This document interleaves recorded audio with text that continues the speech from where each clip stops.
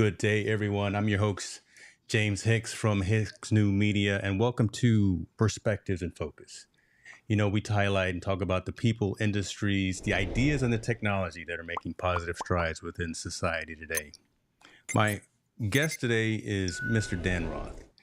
With an emphasis on narrowing the gender and racial wealth gap, women's empowerment, and neurodiversity awareness, Dan is a disruptor looking to make the world a better place for traditionally marginalized communities. His weekly Job Connection Tuesdays has put job seekers that span levels, roles, and industries in front of over 3 million eyes.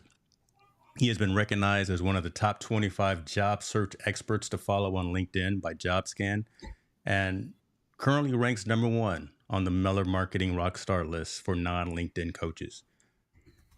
He is one of the leaders behind The Collective, which is an incredibly active and engaged group on LinkedIn focused on equity and inclusion-based resources. I am looking forward to today's discussion about diversity. I'm looking forward to the conversation. If you have any questions, please put a Q in front of it, but let's get into it, y'all.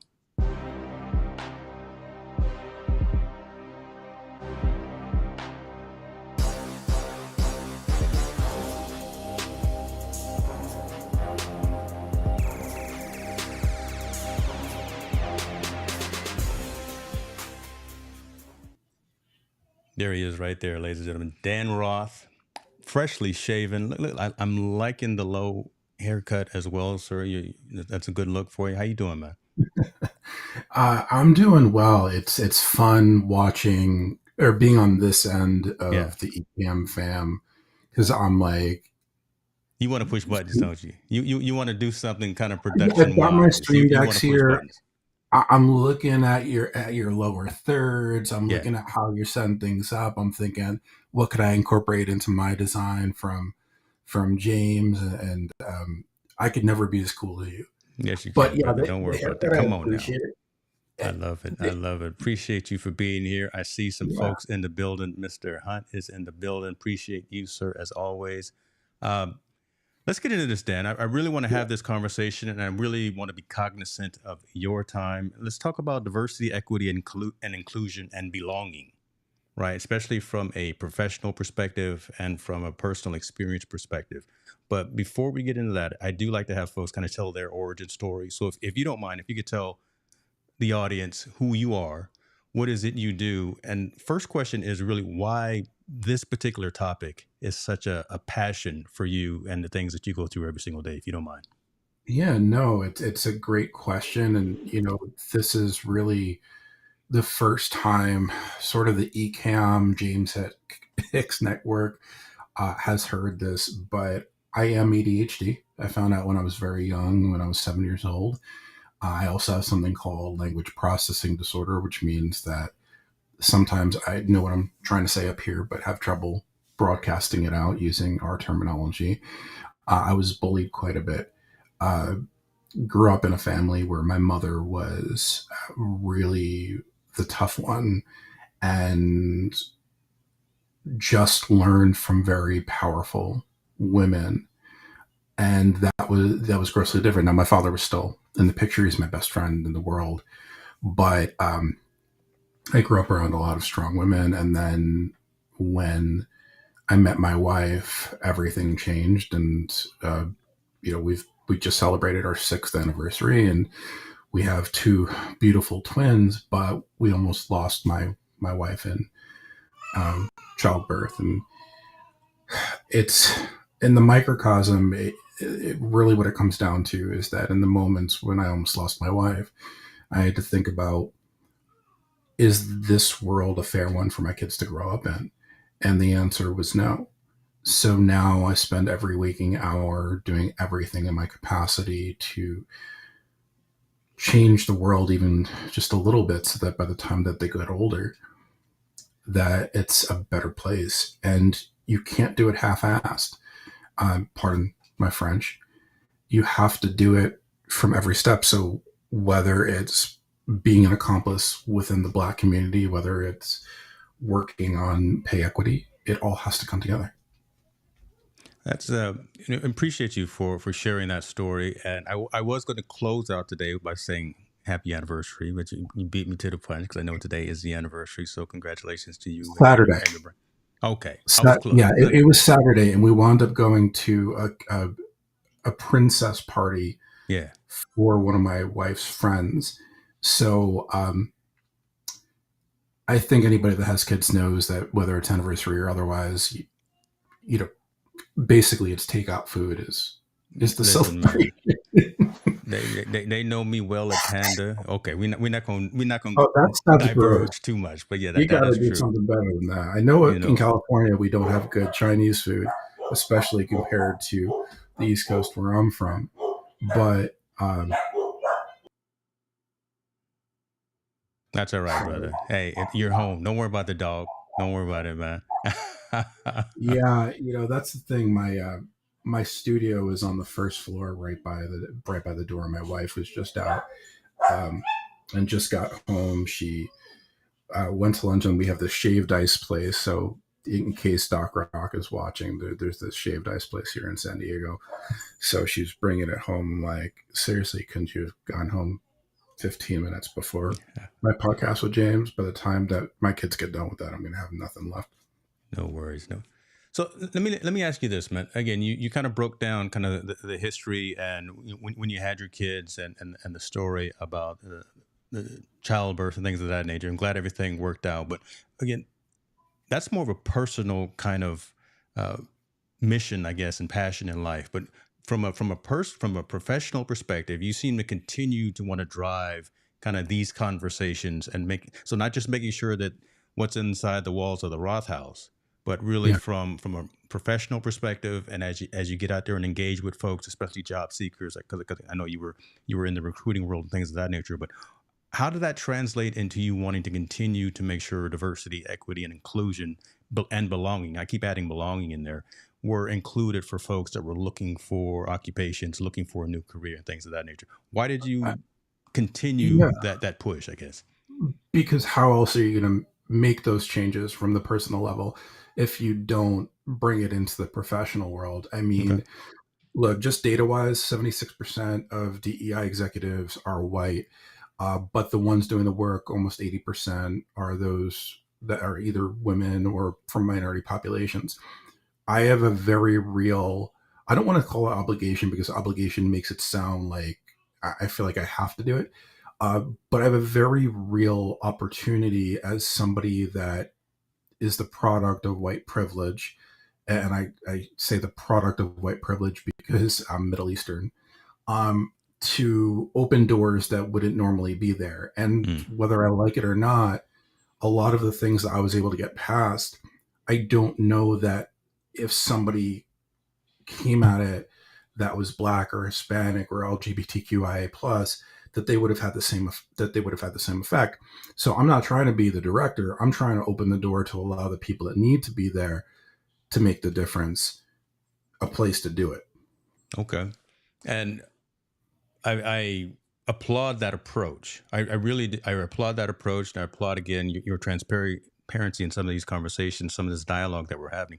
And it's a very interesting time to have this particular conversation as well, with the fact that affirmative action was recently uh, abolished, and we're now going through those types of conversations.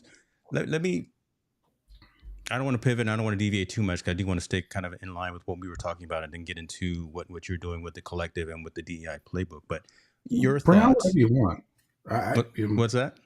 throw it at me. Whatever you got on your mind, throw it. Let's I do it. love it, man. I appreciate you. So again, with the affirmative action being overturned, how are you approaching having conversations with, again, folks that may still come to you as a valuable resource as they are looking to get into the professional workplace, as they are looking to excel within society? Because again, you've got a thriving community, as I mentioned, on LinkedIn, and they're looking at you as that subject matter expert, as that trusted advisor when it comes to how do I navigate these waters with political tides changing, right? What's your statement as relates to affirmative action now? So I want to take a little bit of a step back because we get into these cycles where we feel like something new is happening Mm. and something new is consistently happening. Um, what I feel the need to call out is that everything is very cyclical. So the things that are happening now aren't necessarily new or not or novel. They've happened before, but social media turns them into something bigger than what they are. Whether we're talking about affirmative action, whether we're talking about critical race theory, whether we're talking about drowned towns, or we're talking about Black Wall Street, there's a fundamental lack of education on what these things are, what they actually mean, what they've actually done. And because of that, that's where you have to take it and say, okay, well, this is the same problem. It's that lack of education. So the first thing I do is we have to educate people on this. And the problem is that the US education system does not teach the true history of America. When they say Black history is American history, that's the fundamental truth. Hmm. But we teach a very whitewashed uh, whitewashed curriculum where even members of the Black and Hispanic communities have no idea about three-quarters of the things that have actually happened. So we always have to start with education. Now, the hypocrite in me will tell you that I have a bit of a different take. I am not your Google. What I mean by that is that I do not believe a lot of people believe in meeting others where they are. I do not believe it is up to those that have traditionally been oppressed to educate the oppressors on the Mm. oppression. Come on. Okay. So for me, it's like, okay, do your homework first. And then once you've done your homework, once you've read Post Traumatic Slave Disorder by Dr. Joy DeGruy, once you've read Plantation Theory, John Graham Jr., once you've read all these things, then you're speaking from a place of knowledge. Okay, well, now we could have a conversation. So the challenge, I guess, let me ask you this, and again, let me ask a probing question. What's one of the most challenging aspects of having that dialogue and having that conversation? I want to stick in the professional world right now again because a lot of my community are entrepreneurs, solopreneurs, and folks that are either in enterprise business already or looking to get into it. The challenge, as you say, and the onus isn't necessarily on the employee or the recruit themselves. How are we, and what are folks in your world in the professional realm? How are you pushing that education is a valuable asset, is a valuable resource, is a necessity? How are you having that conversation within those HR boards, within those educational conferences and things of that nature to say, again, don't let's not look at it from the perspective that we've always been looking at it, but let's look at it from a different perspective. How is having those conversations with the folks that are in control of the system happening today? So And this what are the challenges to try to get it better? so this is where it gets very depressing. Mm. Um, there should not be a necessity for data to make changes for to what is morally right and ethically right, for that matter. However, That's a what is logical statement. You know what? That's a logical statement. But again, we know, especially within the society of the United States of America, we have to have the numbers. So I agree with you on we that part right there. So, we do have to have the numbers, mm, and the thing with it is that a lot of companies don't understand how to create the numbers, and a lot of recruiters are lazy. I've said this before, I've said it again, so it shouldn't come across as a shock to anybody that knows me. So here's the problem. The problem lies in the fact that if you are in DEIB, humanity, whatever you want to call it, uh, the objective is that you can make change in a microcosm. You can make change on a micro level. But how do you actually take that micro change and create it with a wholesale? Well, if you're in these positions, then you could probably get your supervisor and maybe your supervisor above. But then it has to go to the leadership above that. So for the first two steps, you have firm control. You create the resource, you create the foundation, the infrastructure, if you will. You talk about the statistical benefits of it. You talk about how people can optimize their potential. For example, the average person can only work for 88 minutes before needing a 20-minute break. This is part of why I don't like the traditional 9 to 5. Well, this is a data that can be proven. So then we take that and we say, okay, well, this is the data that's backed. We bring that to our leaders. But how do we now get those leaders to react to their leaders? Because once you get past that skip, now you're getting into a point where your leaders have their name on the line. So now they don't want you to speak. Mm. They want to speak for themselves using your work. But the thing with that is you're basing it off of a foundation where you know what you're doing. They may have different moral and there might be different reasons for them to do it that don't necessarily align with what you're trying to do. So the staircase to the top tends to be quite broken. And I don't want to sit here and say that I don't think it's possible, but at the same token, when George Floyd was killed and you saw everybody hiring DEI roles, still maintaining that 76% white executive point, and now you see all these roles, including mine, by the way, that were removed. This just tells you that the entire society that the US has been living in was based on this idea where, hey, we may have these trends, but once they get to a point where it's no longer economical for us, we're going to push it down. And they can, because nobody wants to go past that point and really push and risk. And this is the difference. And this is where my keynotes go into. This is the difference between being an ally and being an accomplice. An ally is somebody that puts their arm on your shoulder and says, hey, I'm here for you. You're going to be okay. And the accomplice is the one that says, okay, well, this is a problem that's based in the infrastructure of oppression. Why does this occur? And then takes a risk, whether it's their job, whether it's their personal relationships, and aims to make actual differences in changing those infrastructures to build a better future. The problem is it's a collective effort. It's not just one person. And the roadblocks exist. So for now, and this is what I'll kind of end on, right now we're at a very sensitive point. We're at a very specific crux because we're still seeing the elimination of roles. Once that finalizes and we start to see the overarching view of where corporate wants to take, then we could look at how we could react. Now, I don't like to be reactive. I like to be proactive. So the real ones in this world are trying to identify that way that they could be that stick between two solid blocks. I am trying to get in there, and that's why I continue to advocate. That's why I continue to put on events. That's why I continue to be the outspoken Israeli on social media about these things.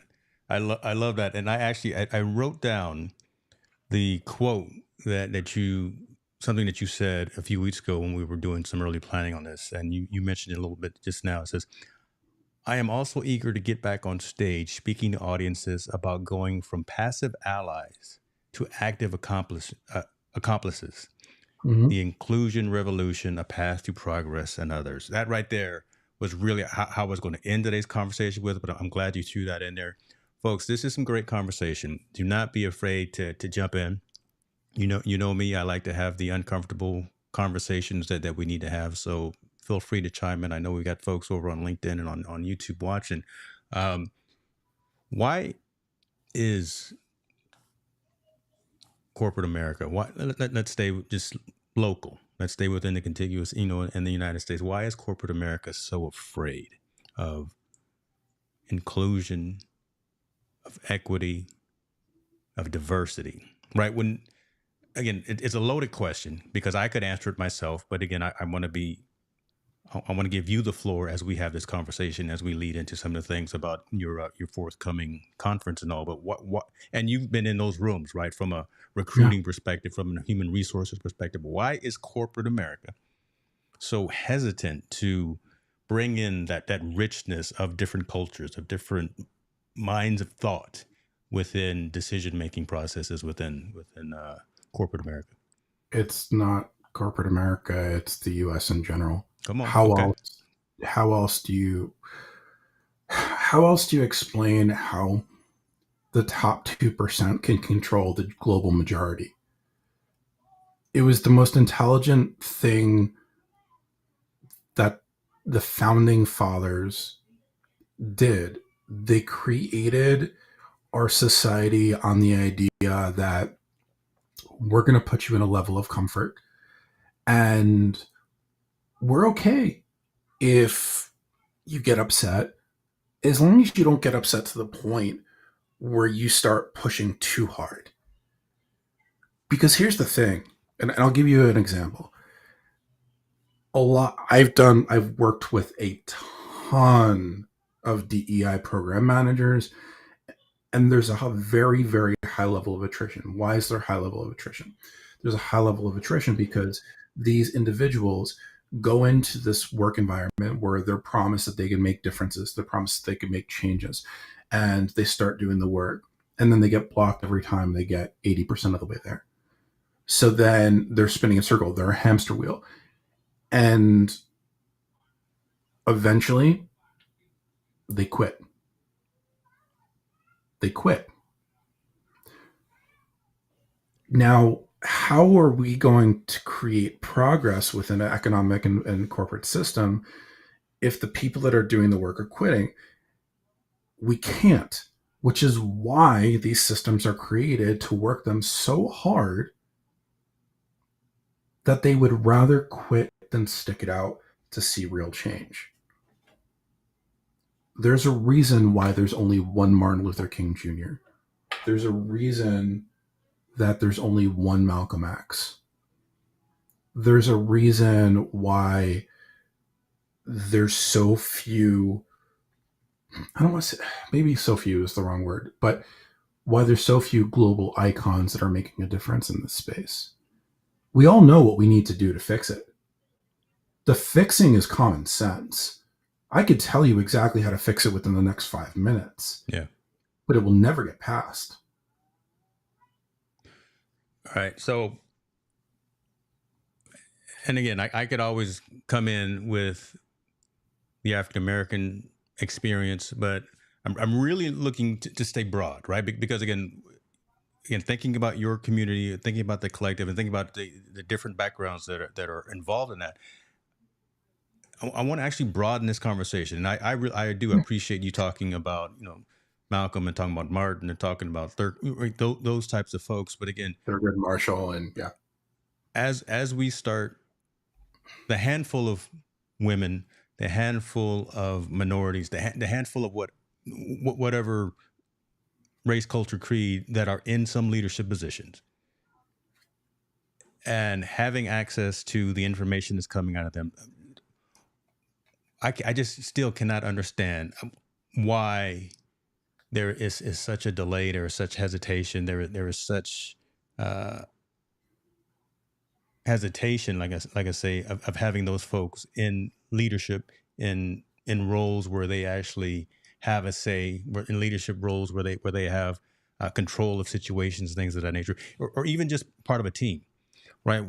Why is there so much, again, being in positions that you work? I'm gonna say your previous employer, coming from someone like an Amazon, right? Coming from someone like an Amazon who is a global leader, is white guy with a bald head, runs the whole company.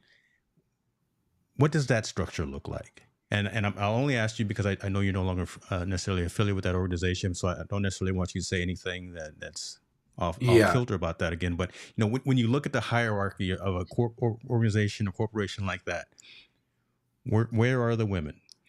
Where are the Native Americans? Where are the Latinos? Where are those folks? Where obviously where are the African Americans as well in leadership positions to Well, help drive change within an organization, and why did that not happen during your tenure with that organization?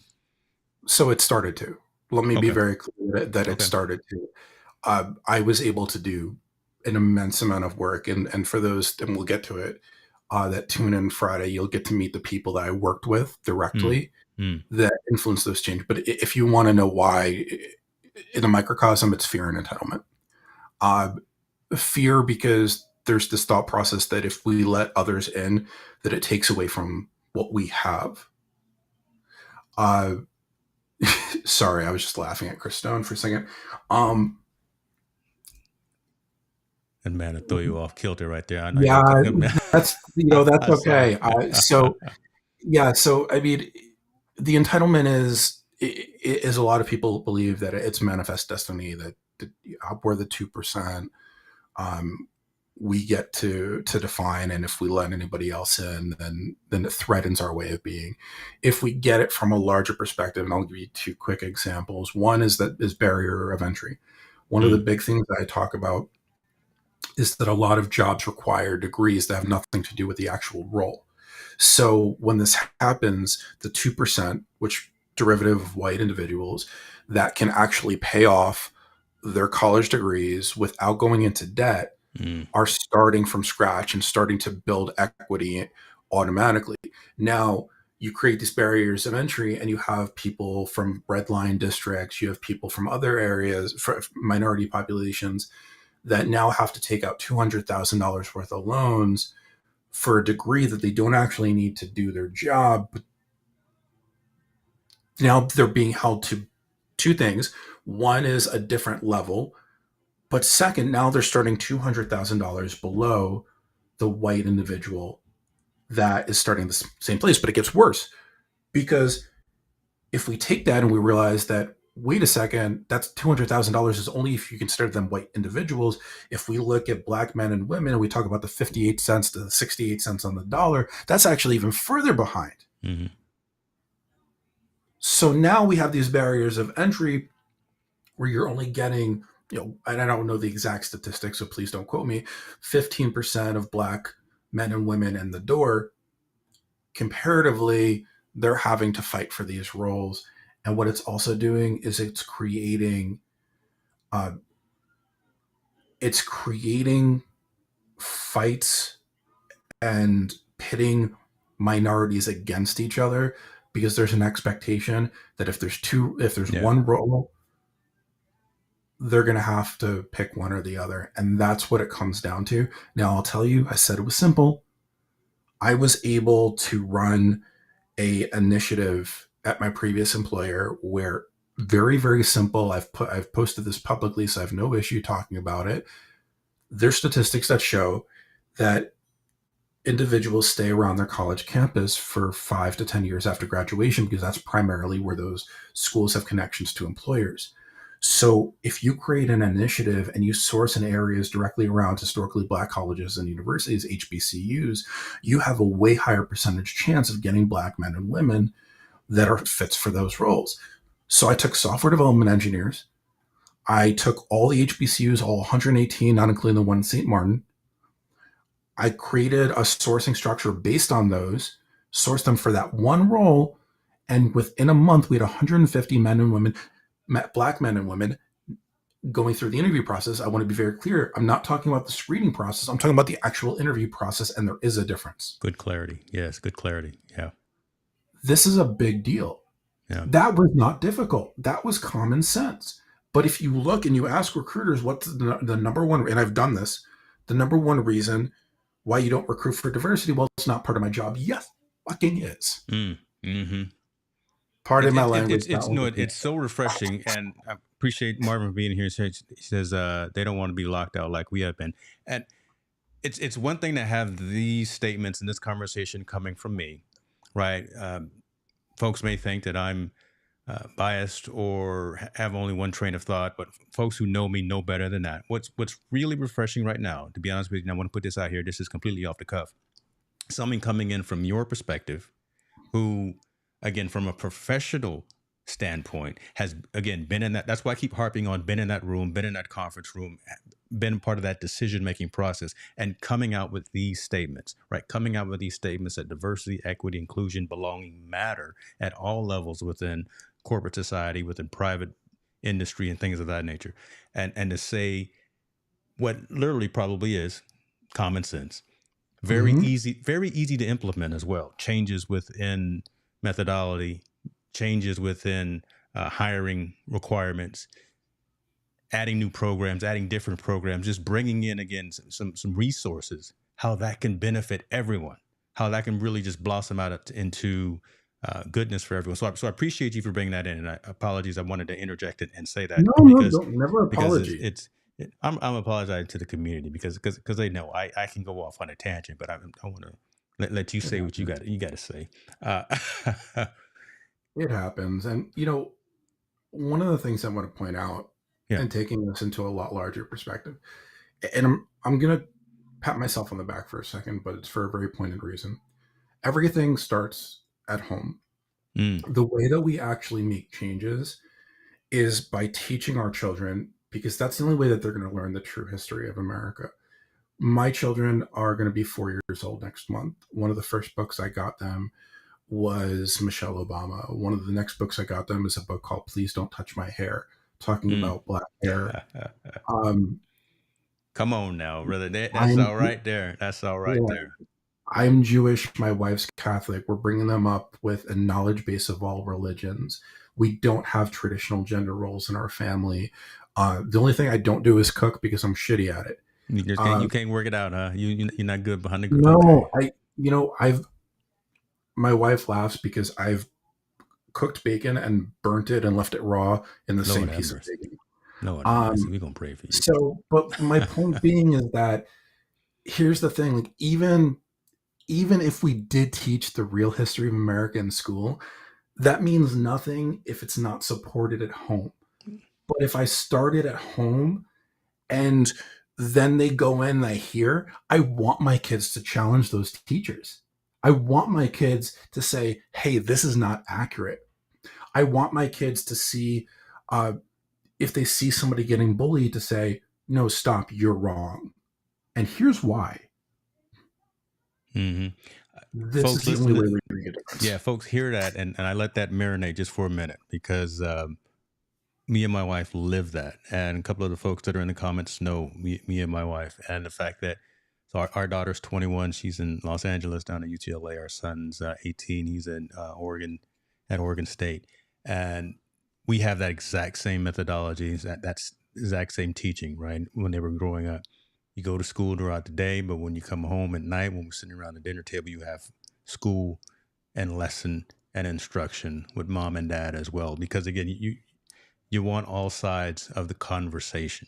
You don't just want to hear the blue and the red. You want to hear the green and you want to hear every aspect in terms of what's going on so you can be a well-rounded person. The fact that I grew up in a military family, right, I had the privilege of getting probably more stamps in my passport before I was 18 than some folks will get in their entire lifetime. So I got to see different cultures, different government structures, different ways of living and things like that, and appreciate each of those as well. Those are the things. So I wonder if that, and again, just being high level, just really trying to think outside the box. I wonder if that's something that should be required amongst folks that are in leadership positions, getting out there and seeing how the rest of the planet is doing X, Y, and Z. Not saying that it may be better, but again, just having those experiences about what other folks are doing, what other cultures are doing, what other nationalities are doing, what other um, whatever the case may be, and just getting some of that insight. Then you won't be so scared of bringing in different thoughts, different actions, different mindsets, and things of that nature. You said you were starting to get better. Let me let you look like you wanted to say something. I wanted to go to the next question, Well, but look like you wanted to say something. it's just interesting that you say that, because the rest of the world doesn't have the same ideology when it comes to DEI that we do. They're If you look at other countries, so the US is very egocentric. So it's all about me, me, me, me, me. Hmm. The rest of the world, when it comes to diversity, equity, inclusion, belonging, is all about what can we collectively do to make a difference. So I think your thought on that would be pretty much impossible to implement, but I love the idea. I love the I'm idea. listen, I'm 53 years old, but I'm trying to be glass half full now. I'm right. I know it's probably not completely possible, but again, there's more good days than bad days. Yeah. We get inundated with the negativity in the news and in social media and in the newspaper, wherever the case may be. But when you really step back and you think about it, you've been given one more chance each day to get out there and do something. That's a good day. That's a good day. So I'm veering towards positive. I'm not being naive, but I do think that there is an opportunity. So here's kind of where I'm going with that. The onus, I wonder if it should really be on us as individuals, regardless of level, especially from a professional perspective. I wonder if the onus should be on the individual at your tactical level, at your strategic level, again, speaking professionally, to make that workplace better, to go out and recruit and talk to other folks of different cultures, nationalities, creeds, and things of that nature to maybe apply for these jobs and then advocate for them. I don't like the word influence, but I like the word advocate, and I like your statement of active accomplice. I'm not going to steal it, but I like that. If I end up putting that on a shirt one of these days, I'll send you a finder's fee. That's What are your thoughts that on that? works. I'm gonna disagree with you, and I don't like the idea of disagreeing with you, Mr. Hicks. Uh, I don't think that the onus is on the individual. I The problem is when you when you have a million different individual ideals and a hundred different individual uh, reasons for doing things, then it's going to create uh, a scat pattern. Instead, I believe that if here's how I'm going to put this: if it was a group of individuals that created this country to be oppressive, then it needs to be a group of individuals that needs to get together to correct that oppression. And when we do that, that includes reparations, by the way. That includes uh, redoing our education system from the perspective of what the curriculum actually is. It has a lot of things to do. I think when you say it's up to the individual, I know that you may not necessarily be saying what I'm about to say, but it's not up to the Black individual. It's not up to the Hispanic individual. It's not up to the indigenous. It's not up to the LGBTQIA. In my personal opinion, it has to be done by the people that are least likely to do it in support and in collaboration with. What I mean is, I believe the onus is on white individuals to say, wait a second, what we have done is not right. We are not being threatened if we make these corrective changes. Let's do something about it. Because the reality is, white changes white. We need to decolonize and push it. I respectfully accept that disagreement with what I stated there, and I like your explanation. The challenge with that, well, the opportunity with that is white folks ain't never gonna do right when it comes to this particular conversation, That's right? why I don't So, sleep. okay, team no sleep right here. So, but you see what I'm saying though, right? Yeah. It's part of the ingrained fabric of this country, for one, that slavery, oppression, that marginalized citizens, that uh, all of those adjectives, right? It's just part. It's part of the country. It's part of the Constitution. It's part of the Declaration. It is what this country is built off of. I wonder if again some onus, responsibility, instead of waiting.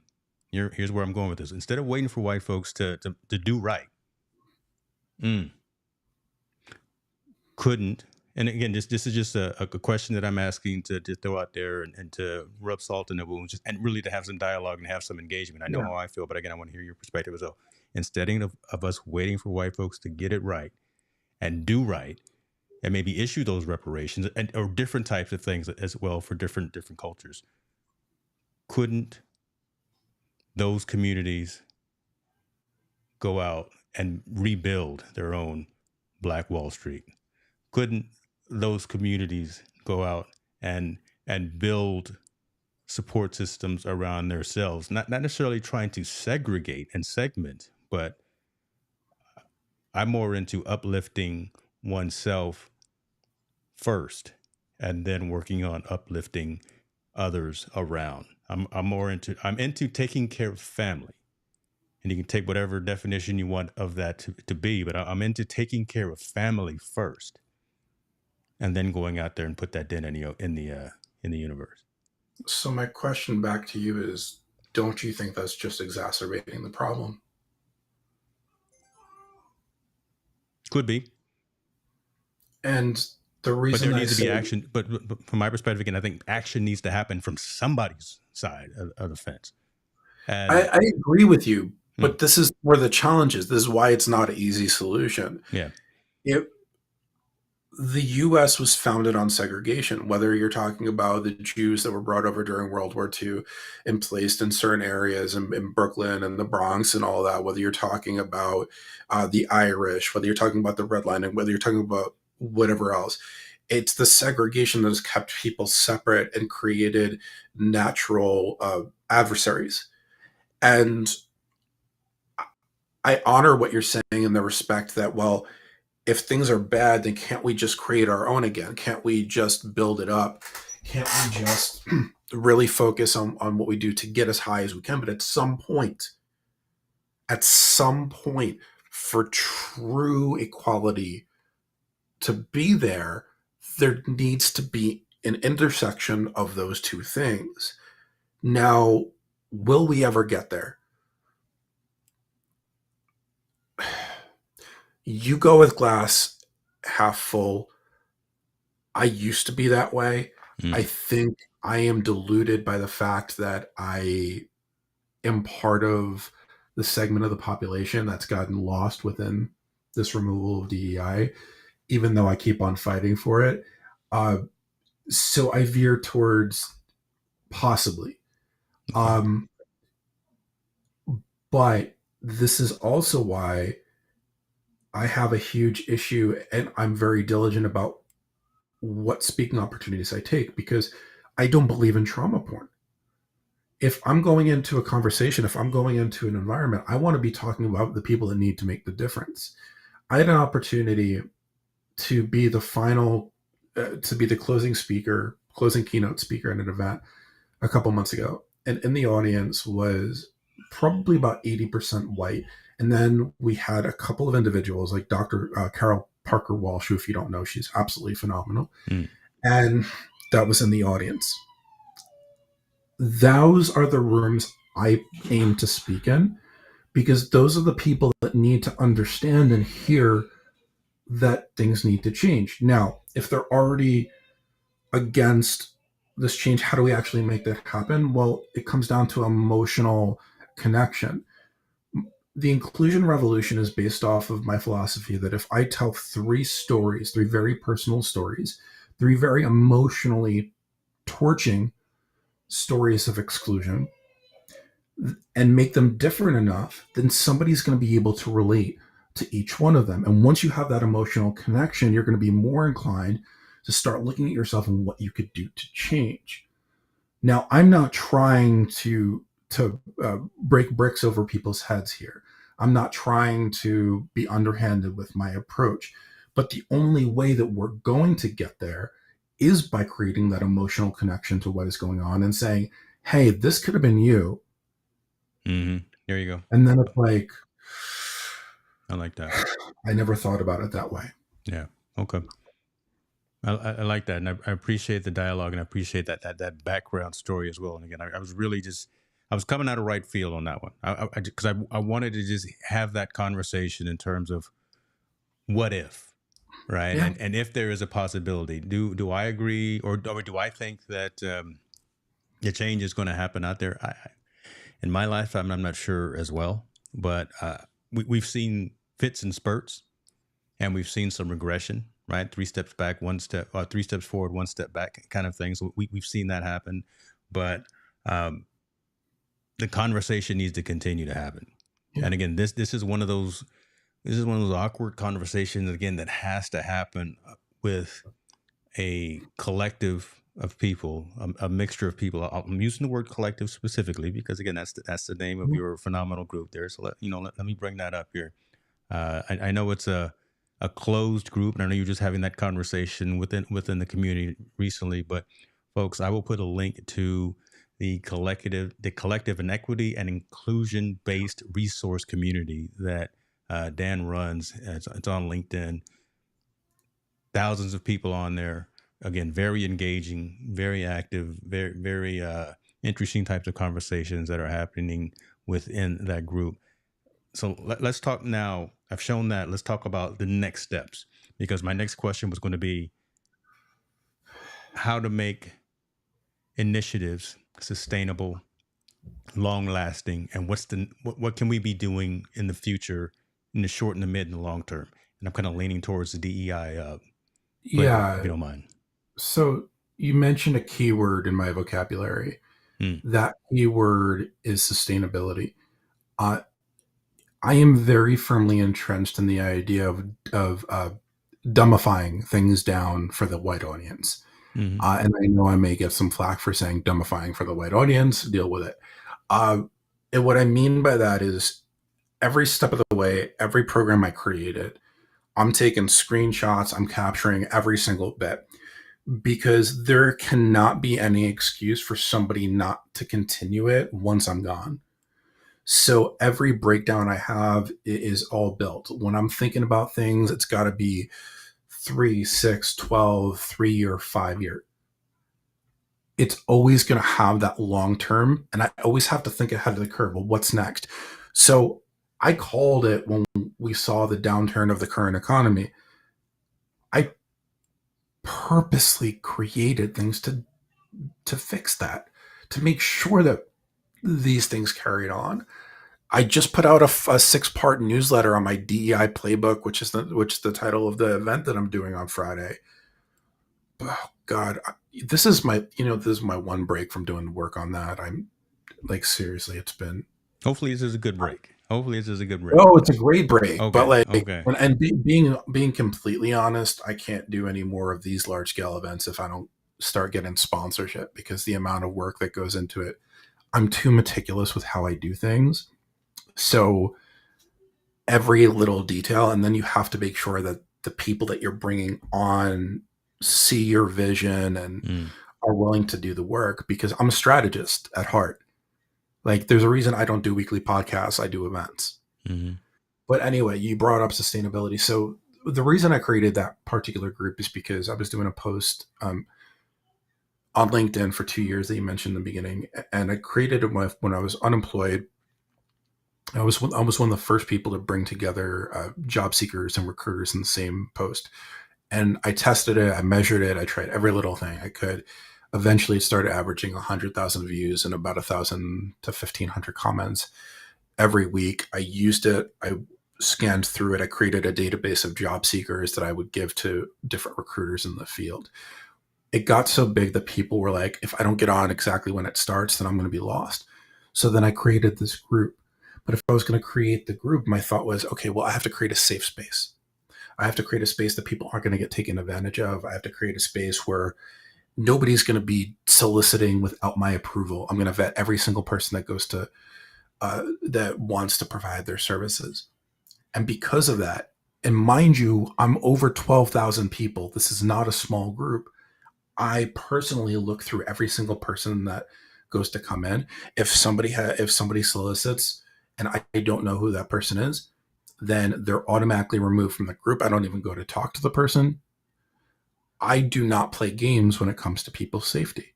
And I think safety is what we really have to keep at the forefront of all these discussions. I remember how many conversations have I had with Black friends that have said that they have to have conversations before they go out the door, just in case. Just in case. Yeah. I want to remove the just in case. This is my way of removing the just in case. To an extent.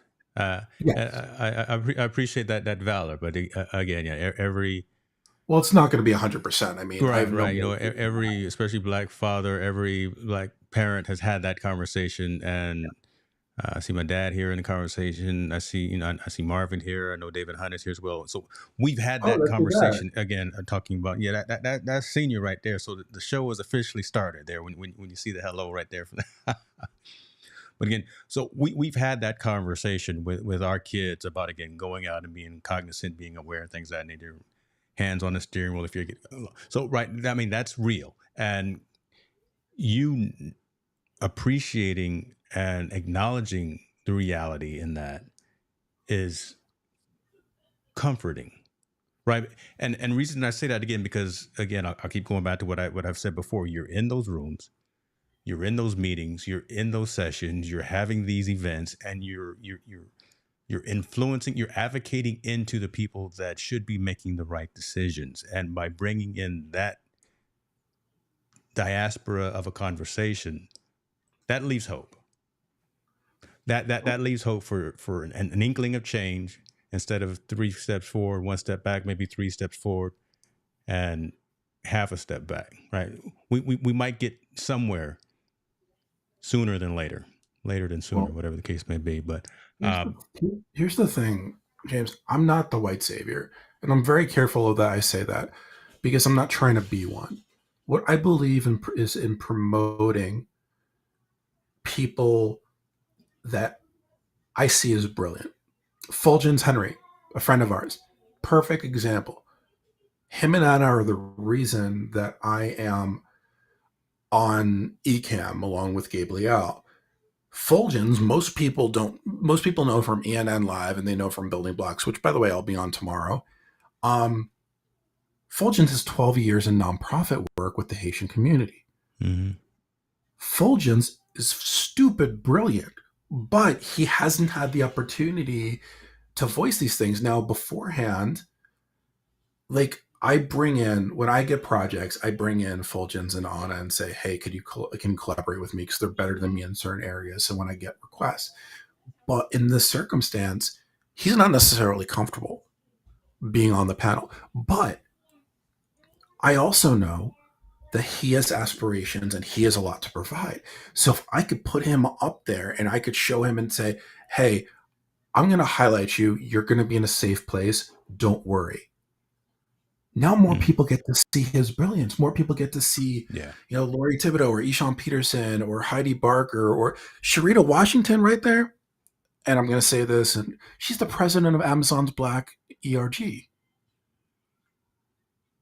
These are all people that have voices. Let I've me already say done one the thing work. because again, a lot of folks may not be in Yeah, enterprise technology and know what some of our 3-letter acronyms mean. ERG, Employee Resource Group. So, yeah. Like so for these types of things, like I've already put out the 6-part newsletter. I'm hosting the event, but people already know my voice in this. My job is to elevate them. mm, So when you see the layout on Friday, every single one of them is going to have a layout on the screen where they're in the large capacity overlay and everybody else is up. And there's 2 reasons for that. One is so that people get to see them up close, but 2, we work with Opus Clips. Opus Clips is one of my sponsors. So now I get to take Opus Clips, I get to run through. Now these individuals, by being on this, get micro content that they could then use going forward. We have to elevate the people around us, not because it's our job, not because we get paid to do it, because it's the right stinking thing to do and they deserve it. that's fantastic. Um, this is one of those conversations like David had, I wish we didn't have to have this conversation, but like Pushing Pixel says, the talk is a prerequisite. These are the things that we have to converse about. Loving the fact that I'm loving the fact that you are so diligent. Let me do this, right? I'm loving the fact that you are so diligent and focused on the why of this message, right? It's not a personal gain thing. I don't know, right? But it's more of a, as you just said right now, it's the right thing to do. And if more folks really grab hold of that and realize that we as a culture, as a society, as a country, as a company, as a people would be better if we had the diversity, if we had the equity, if we had the inclusion, and we had the belonging. I keep adding belonging there. If you want to change the title of your event tomorrow or this weekend, at belonging there, I won't give you a hard time. But right, Um, yeah, funny perspective. I don't pay attention to me, man. But again, I'm saying all that again is that these again are the reasons why we do succeed in life. These are the reasons why we do get to meet people like you and like the other folks within the community, and you start making those collaborations. You start working with the ECAM folks. You start working with the Opus folks. You start working with whomever. Well, and you start building branches. You start networking. You start building more of a community, and folks start seeing the different shades within those different communities and seeing how effective we can all work together. I think that resonates almost as much as the conversation. But by seeing us all sitting at that table and collaborating, working together, networking, and building something positive, that almost is as loud. That's the picture that's worth 1,000 words. So I'll just say kudos to you on that. You know I'm gonna be in the audience. You know I'm gonna be watching and listening and doing all the things as well as talking about it as much as I can. I do, and I want to mention that I appreciate you calling out the detail because I don't bypass any detail. Like, for instance, I've worked in over 35 countries. When I do this, it's going to be for a US audience, but I'm also going to do live replays for the UK, New Zealand, and India. And the specific reason for that is because I know that these are countries that are having the same sort of issues. That these are countries that the people look to me. So by doing that, it's giving them an opportunity to have a real life experience with it where they don't have to watch a replay. They get to actually be there and respond. Now, I do want to, Marvin, I want to respond to you. This isn't about hope. I want to be very careful. It's not about hope. I am grounded in reality. I am deeply, deeply, deeply grounded in reality. My hope is that if I bring my kids up right and they have kids, then I created two who then created two or four more. And then we reverse the idiocracy, if you remember that movie. And we start building families that have better philosophies on these things. So it's not about hope. It's about what can we do? What can we functionally do? What kind of education can we functionally provide, whether it's corporate, whether it's a home or otherwise, that we could then use and carry on. So I appreciate the comment. I'm always going to go back and forth with people and we could have a more of a side conversation. But hope is a dangerous word in this business. And as far as the belonging thing, it goes, this is another conversation because there's a large contingent of the Black community that believes that DEI is anti-Black. So what do we call it? Because DEI was really, the term's been around, but it's been since George Floyd that it started really getting pushed. So what do we actually call it? And humanity work seems to be the next intrinsic progression, which I love. But yeah, I mean, you could call it whatever you want. At the end of the day, it's called being human. I love that. Listen, and your statements and your response and your addressing the comments shows as well the content of your character. It shows the fact that you do sit and meditate on this topic, on these topics, on these situations, and this is not just something again that's snap your fingers, blink your eye, and say, I want to put a conference or event together speaking on X, Y, and Z types of topics. So appreciate that. Marvin's responded back and says he loves that as well. Dan, I tell you what, tell folks where they can find you. Talk a little bit about the playbook that's happening this week as well. I already put the link up, but Yeah. I'm gonna put it in the description as well. But let's hear about Dan Roth if you don't mind. So tomorrow I'm going to be on building blocks with that with Anna and Fulgens on the Ecamm network. I'm going to be showing people how I create some of these video packages for utilizing Canva, but I'm also going to be premiering the intro of that's going to be for the DEI playbook, which is Friday at 10:30 a.m. Pacific, 1:30 Eastern. The playbook, I've touched on it, but basically what's going to be happening is I put together a panel of experts, and we're going to be going on and talking about DEI in corporate, what could be done, if anything could be done. And we're really going to be having an in-depth conversation. We have people there. One of the people that's going to be there is from the only company in the United States that's certified to provide diversity to belonging certification. We have the president of Amazon's ERG. We have an award-winning individuals. Something that you don't know, James, is that I also just booked another engagement that's going to be on the 7th and 8th, and it's going to be I'm going to be speaking at an event as part of a panel about domestic violence. I was a victim of domestic violence when I was 18 in my first real relationship. A lot of men don't talk about this, and it's my job to normalize these conversations, even though it's very difficult for me. So I'm going to be doing that. You could find me on LinkedIn. You could find me on Threads. You could find me on Instagram. I do not use TikTok. I hate Twitter. I really hate Elon Musk.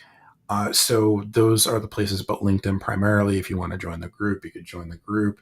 And I'm sure James and I will be having further conversations in regards to this. Feel free to reach out to me.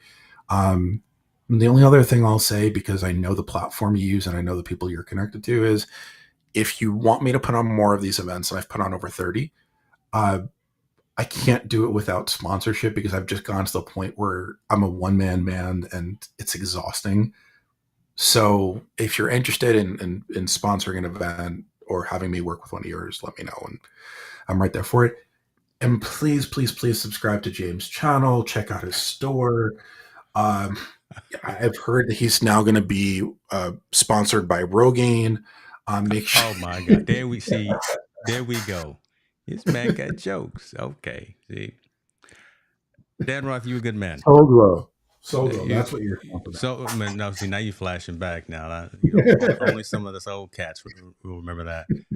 You're a good dude, man. You're you're on a battle that many of us are on as well. You're fighting a valiant fight, and you're doing things that, if they may not seem like they're being recognized in the short term, they are being recognized in the long term. And actually, you're rising above the noise. So you're doing good work. And we appreciate you for that. I will be there in support. I will be there in every kind of way, waving all the banners that I can for this event that you got coming up. I wish you could have, you could have dropped that um, opening here. We could have had some exclusive content here on Perspectives and Focus, but I understand. I understand you want to save that for tomorrow, but I'm not going to give you a hard Yeah, time for that. I It's you all know I good. have to. Fulgens is going to be on the show. Him and Anna, I basically It's have all right. It's all right. in my support structure. It's all So right. no, but it's gonna be fun. It's It's all right. definitely And again, I will actually put a link in the description to that show as well for tomorrow, man. Thank you very much, Dan. Again, this is real good. All seriousness, man. Continue doing the good work. Continue with that due diligence. And if anything that I can do in terms of support, man, definitely let me know. All right. likewise. And by the way, for anybody that's listening, and you didn't happen to see the show this weekend, James, along with some incredible people, are going to be putting together their own group for the Black community. Please make sure you're checking it out. I've never seen James do something that wasn't the highest quality work and creating a safe place, and I'll be there to support in any way I can. Got nothing else to say, man. I appreciate you, brother. Be good to yourself. And again, hey, happy anniversary, man. Thank you. I appreciate it.